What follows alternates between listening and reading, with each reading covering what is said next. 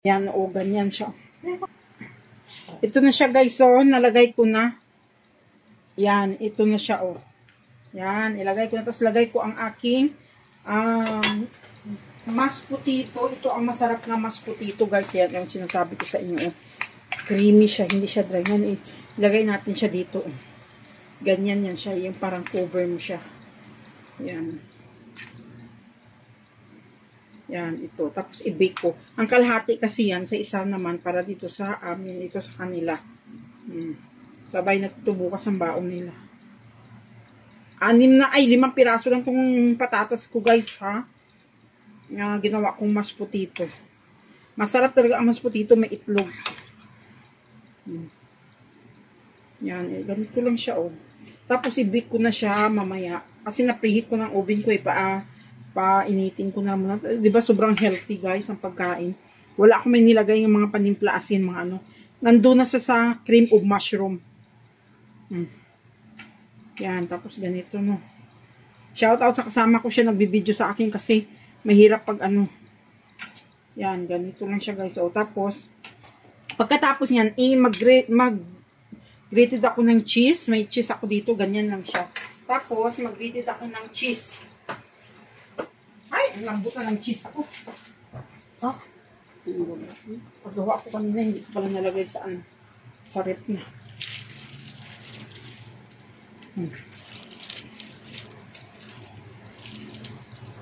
Sobrang lambot ng cheese. Ganun lang siya, guys. Oh.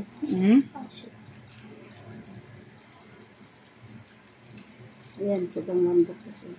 Sobrang lambot niya. Tapos natin. Lagay sa freezer. Laro lang. Ano talaga. Kita. Turn off niya. Mga kabingkay, good afternoon. Ngayon, umpisa na ako magluto ng aking lulutuin ngayon. Samahan nyo ako. Magluto na naman tayo ng ating dinner. Ang ating luto, sir, ngayon ay my own version of chicken Alexander. Ang aking ingredients ay yung chicken. Ano na to siya? Fillet na to siya. Pakuluan ko lang ng aking ang chicken. Pakuluan ko lang ng 25 minutes sa aking kaldero. Nagpapakulo na ako, guys. Nilagyan ko lang siya ng sibuyas, asin at paminta. Tapos, itong aking chorizo de Bilbao, bell pepper, carrots, cream of mushroom. Binili ko is Campbell kasi mas masarap ito, cream of mushroom, at saka green peas. Gisa ko mamaya ang aking chicken pag naluto na siya. Igisa ko lang siya sa sibuyas. At itong aking gagamitin, quick melt cheese, magnolia, baka naman. Yan, ito na siya, guys. Tapos itong aking mashed potato, nilaga ko na. 5 piraso lang itong aking patatas, nilaga ko sa, kasi gawin ko siya mashed potato ko. Tapos itoppings ko mamaya sa aking chicken. Titingnan nyo mamaya, guys, paano ako maggawa ng chicken Alexander. Yan lang ang aking mga ingredients sa aking chicken Alexander. Masarap to, guys, promise. Kasi naluto ko na to kasi, guys, hindi ko lang nabibideo ang aking mga niluluto. Masarap to. Ngayon, kumulo ng aking itong patatas na to, i-mash potato ko pag naluto na siya. Yan. Tapos ito kumulo ng aking apoy. Ilagay ko ng aking chicken. Lagay na natin ang aking chicken. Pakuluan ko lang siya ng 25 minutes. Boneless na kasi tumanok ko, guys, eh. Dapat isang buo, pwede mo pakuluan. Mas maganda yan. Kaso ito boneless na. Yun, ilagay ko na lang. Saglit na lang to. Tapos igisa ko na lang siya mamaya. Pag naluto ng manok, mabilis na lang to, guys. Igisa ko lang siya sa itong mga chorizo de Bilbao, bell pepper, carrots, at saka Campbell soup, green peas. Mabilis na. Tapos i-bake ko lang siya. Mamaya, pakita ko sa inyo paano ko gagawin ang aking chicken Alexander. My own version of chicken Alexander. Yan, guys. So, yan na ang ingredients ko, guys. Yan. Yan na, mga kabingkay. Gagayahin nyo, guys. Masarap to. Gawaan na kayo sa bahay nyo, guys, ng chicken Alexander. Itong aking green peas. Ito lang binili ko sa Shopwise. Mahal ito, eh. Nasa 80 pesos to. Mahal. Itong carrots ko is 100 plus. No? Isang piraso lang. Tapos ang bell pepper ko is mahal din. Yan na. Hindi ko na pinakita paano mag-chop. Alam nyo naman, guys, yan. Paano mag-chop. Yan na, yan. Antayin ko na lang maluto ang aking manok para igisa ko na siya lahat. Para mamaya ipakita ko paano ako gumawa ng chicken Alexander. Yan lang kasi ang dinner nila guys. Tapos bumili na ako ng salad. Tapos may natimpla na ako. May natimpla na akong ano, yung salmon. Yan.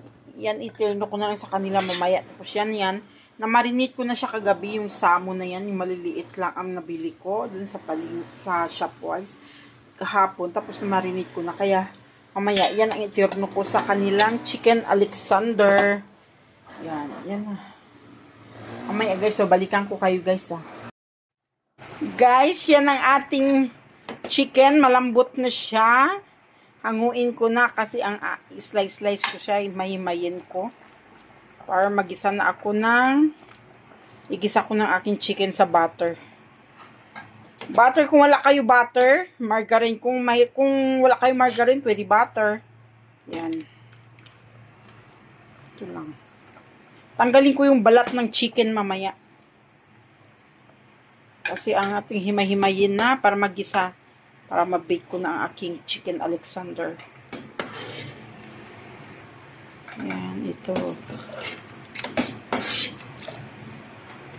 Tapos ito na ating mashed potato guys. So malambot na siya. Pwede na ito. 5 piraso na itong aking mashed potato. Ay gawin kong patatas. Kasi sobrang mahal. Alam mo 165 na itong 5 na ito. Oh. Nagdagan ko konting tubig lang. Kasi kailangan gusto ko malambot ang aking patatas. Yan na. At i-turn off ko muna ang aking apoy. Kasi mag-slice na ako ng aking chicken. Yan. At dagdagan ko ang aking tubig sa patatas ko. Yan lang ang mashed potato ko kasi ang mahal ng patatas. Grabe, 165 na to. 5 piraso. Ang liliit. Yan na guys, mainit na ating kawali. Maglagay na ako ng butter. Butter cup ang ginamit ko nga butter. Maglagay na ako ng kaunti lang. Tapos konting, di ba kasi pag butter lang masusunog. Kaya maglagay ako ng oil ng kaunti.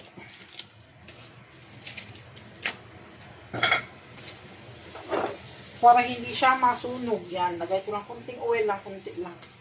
Tapos, mag-isa na ako ng aking sibuyas ko pala. Lagay ko lang ang aking chorizo de Bilbao guys. Tagisa ko lang siya. Para lalabas pa rin yung lasa niya. Ang dami ko na naman hugasan. Ganyan talaga ang life. Tapos, lagay ko na nangamoy na yung yung chorizo de Bilbao. Maglagay ako ng garlic. Ay, garlic tuloy. Sibuyas. Lagay ko ng sibuyas ko. Ayan. Walang English dito, Tagalog. Kasunod guys, ang vlog ko ay mag-Ilonggo ako. From umpisa hanggang katapusan. I love Ilonggo. Next episode ko guys, mag-Ilonggo ako. I love my own dialect. Naka-English ka naman, Bingkay. Ang hina naman ng apoy ko. Yan, lutuin natin ang ating sibuyas. Bango ng chorizo de Bilbao. Tapos lagay natin ang carrot. Ang mahal ng carrots, kaya isa lang binili ko. Grabe. Dapat maliit pa dito ang pag-slice nyo guys. Kaso sa akin na, tamad na akong mag-slice yun na. Malaki na. Ang dami ko ng hugasan. Ang dami mo ng hugasan, Bingkay!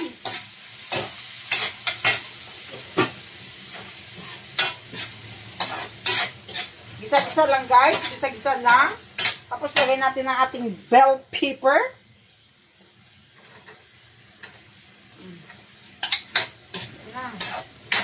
Ang hina ng apoy ko. Oh! Ano nangyari dito? Ano? Ganyan. Kaya nga eh. Paano ka yung kanina? Pagbukas ko, ganyan na. Pagpakulo ko ng manok, kaya ang tagal ko magpakulo ng manok sa baga ng apoy. Wala ka na dito itimpla guys kasi yung manok mo may lasa na yun. Nung pinakuluan ko ang manok, naglagay na ako ng asin, paminta at saka sibuyas. Kaya nga may lasa na yung manok at saka ito, hindi ko na kailangan kasi ang ilagay ko na lang dito is cream of mushroom.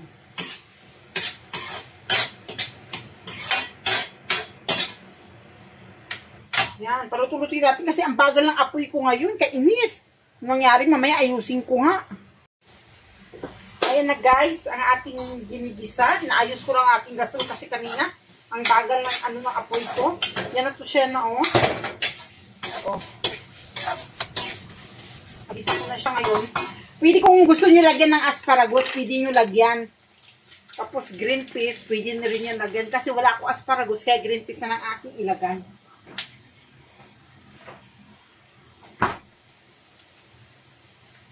Tapos lagay ko ng aking chicken. Chicken nga eh. Ano ka ba bintay? Lagay ko na. Hindi, wala ka na dito. Pwede ilagay yung, hindi na pwede maglagay ng asin, paminta. Okay na to ang ating lasa. Kasi ang manok may lasa na siya.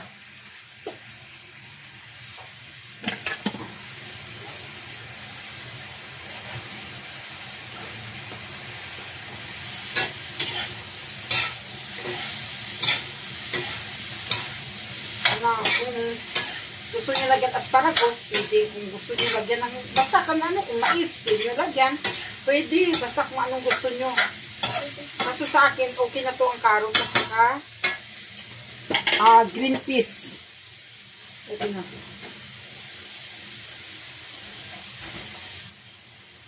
Yan, lagay natin green peas lang. Saka may green siya. Okay na ito siya guys. Pagkatapos, lagay ko ng cream of mushroom. Lagay ko na sa akin na lagyan.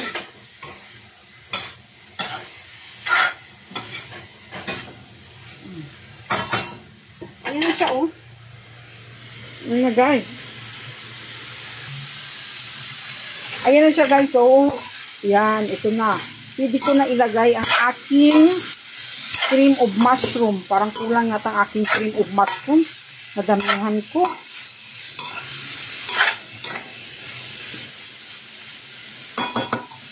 Yan, ilagay ko na aking cream of mushroom. Guys, ito ng aking mashed potato. Nalagyan ko na siya ng asin, paminta, at saka butter. Wala kasi ako margarine kasi butter lang. Kaya butter lang nilagay ko. And maglagay ako ng itlog.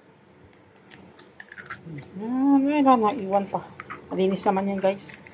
Yan, lagay na ako ng itlog. Halo-halo ko lang siya. Ayan na.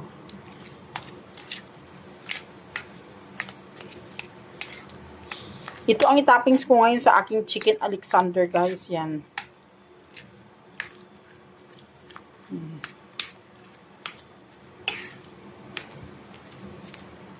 Ang sarap ng chicken, ng chicken Alexander ko. Yan, ito na siya guys, ang aking mashed potato. Yan, itong aking topping. Tapos lagyan natin ng milk. Yan, milk.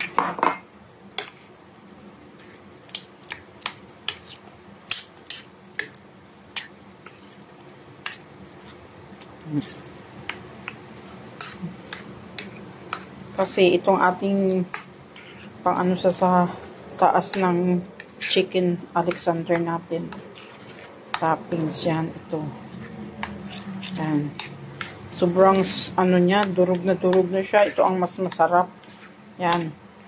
Yan, ganito ang paggawa ng mashed potato, guys. Ito ang pinaka-perfect na mashed potato. Big natin, hindi siya dry ang ating mashed potato.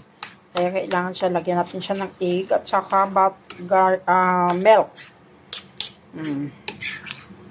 Yan o, so creamy siya o. Hindi siya dry o. Ganda. Ang ganda ng aking mashed potato. Yan. Hindi ko na nakita sa inyo pagbalat ko at pag duro ko ng mashed potato. Ito ang pang duro ko sa aking mashed potato, guys. So yan. Kaya binibili ko talaga yan ang mga gamit ko sa aking panggamit sa pagluluto. Yan na siya guys, oh. Para siyang nasa KFC. Sarap. 5 potato lang to guys, ang ginawa ko, pero marami siya, oh.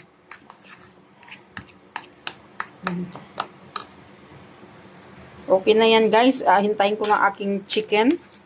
Ilagay sa Pyrex para i-bake ko na siya. Pero i-preheat ko muna ang aking oven. Para siya ay mainit na. Yan. Ay, ang sarap ng aking mashed potato. Yan, ganito ang tamang paggawa ng mashed potato. Hindi siya dry. Ang mashed potato may itlog, mas masarap. Yan. Yan, pag gumawa ka ng mashed potato, may itlog, masarap siya.